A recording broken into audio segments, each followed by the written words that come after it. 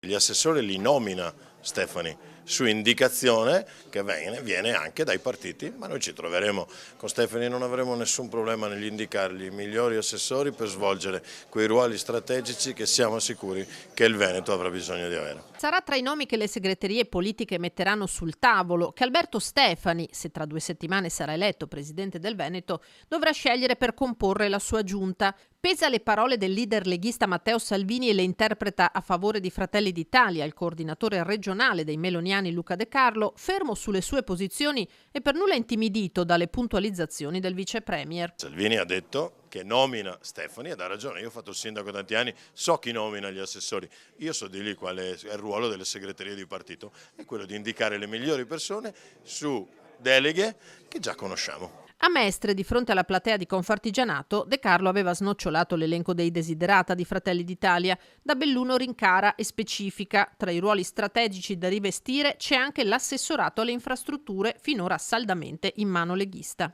Le deleghe degli assessorati sono chiare, noi ci occuperemo di infrastrutture, lo faremo assieme al presidente che abbiamo scelto, Alberto Stefani, ma Alberto Stefani sa di poter contare per quella delega su uomini e donne di Fratelli d'Italia pronti a risolvere i problemi della gente. Rischiamo di scadere nelle dinamiche da vecchia politica, gli ribatte, ospite a prima edizione, il leghista Alberto Villanova, che ribadisce la prerogativa del presidente scegliersi la sua squadra e alle pretese di De Carlo replica innanzitutto con una battuta. Ho sentito l'elenco che ha fatto l'amico De Carlo, mancava il barista e il portinaio, dopo si prendevano tutto il palazzo.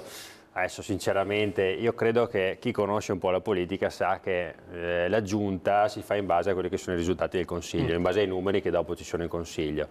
Io ho ascoltato volentieri quelli che sono, diciamo, gli obiettivi di Fratelli d'Italia.